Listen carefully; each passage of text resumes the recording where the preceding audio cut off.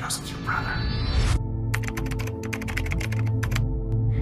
The world of horror films has long been dominated by blood-curdling screams, spine-chilling scores, and jump scares that startle audiences in their seats. However, amidst this established landscape, the movie Creep ventures into another territory, utilizing the unconventional genre of Mumblecore to deliver an entirely unique and deeply unsettling horror experience. In this essay, we will delve into the ways in which Creep breaks traditional horror conventions and successfully crafts an atmosphere of unease, proving that horror storytelling can transcend conventional boundaries and thrive in unexpected forms. Stop it! Stop it! Minimum budget.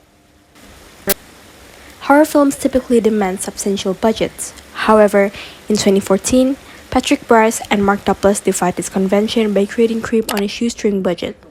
This characteristic is often associated with American indie films that prioritize storytelling over financial resources.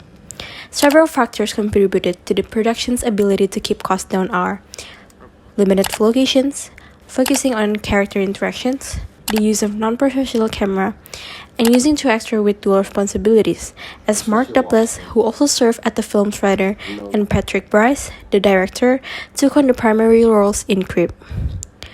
Through colorful resource allocation and creative decision-making, Bryce and Duplass crafted an unsettling and effective horror experience that showcases the potential of low-budget filmmaking. Character interactions. As mentioned before, one of the most obvious aspects of indie subgenre Mumblecore lies within the interaction between characters that are not exaggerated, as the genre focuses on the subtlety of human interactions. Creep was able to build up tension and overall creepiness by establishing a relationship between Aaron and Joseph through their interactions. Aaron, though already doubtful regarding the whole ordeal, kept a positive mind toward his anonymous hirer. Quote, "What if this is just some 40 years old something, sitting alone in her apartment, waiting for a handsome young boy to come up the hill and give rub-downs, monies, and whispers with nothings?" He persisted in his mindset even after missing Joseph, who quickly takes advantage of Aaron's sympathetic nature. From the start, Joseph gains Aaron's sympathy by telling his story as a father that is trying to immortalize his life for his son, Buddy, because he fears he's not going to live longer due to his cancer. Now, Aaron feels obligated to complete this documentary due to its reasoning, no matter how creepy things get. Joseph further increases their relationship and bond by involving Aaron in his personal documentary. He takes Aaron into the woods in order to find water that supposedly can cure Joseph's cancer. Instead of telling his story, Joseph kept asking Aaron about his life. Aaron is then forced to be vulnerable in front of Joseph. At one point, Joseph asked whether Aaron was scared of Joseph killing him when seeing an axe in front of Joseph's house, in which Aaron said yes to. Through these small, seemingly unharmful, weird questions, we see how Joseph gets a kick out of making people feel scared. His intention can also be seen through countless numbers of times where Joseph scared Aaron by hiding and screaming in front of him. Joseph then makes some conclusion that he made a friend this day, which obviously is Aaron, even going as far as carving their initials to a rock. In their interaction on a diner, Joseph asks Aaron if he ever did anything he's ashamed of. Joseph then points the camera at Aaron, forcing him to tell Joseph about the time as a child when he used to pee his pants. Joseph too reveals a time where he felt shame, when he took pictures of Aaron unknowingly by Aaron himself. When asked why, Joseph answered that he would be less scared if he got to know Aaron first. This puts Joseph in a position that is equal to Aaron, where he too is scared of anonymity.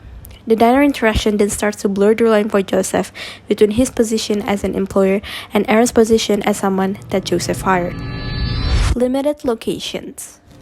In American indie films, the preference for real locations over constructed set is quite common. Creep follows this trend by utilizing a remote mountain cabin as one of its primary locations.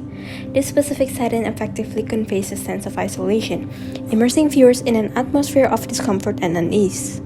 As the protagonist finds himself far away from civilization and any potential help, the audience is compelled to share in his feelings of vulnerability.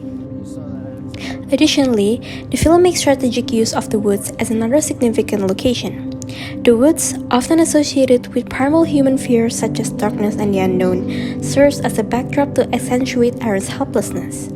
Isolated and surrounded by nature, he becomes acutely aware of his precarious situation. Sole human presence within his reach is an enigmatic and absurd middle-aged man, intensifying the sense of unease and adding to the overall unsettling tone of the narrative. Found footage technique.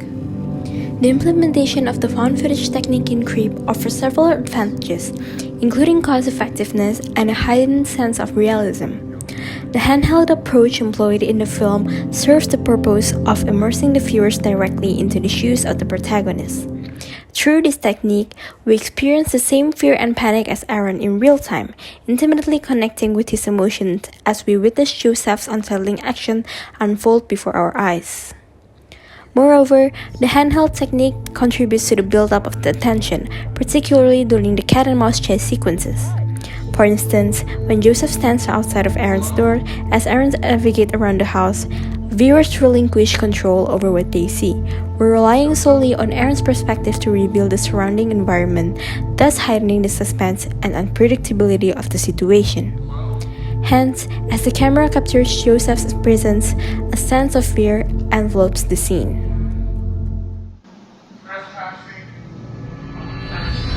In conclusion, Creep stands as a testament to the power of innovative storytelling techniques that transcends traditional horror conventions. By challenging the norms of horror storytelling and embracing unconventional techniques, Creep serves as a shining example of how the genre can be revitalized. It paves the way for future filmmakers to explore new avenues, demonstrating that true terror can be achieved through innovative storytelling, captivating audiences in ways that surpass the boundaries of traditional horror cinema.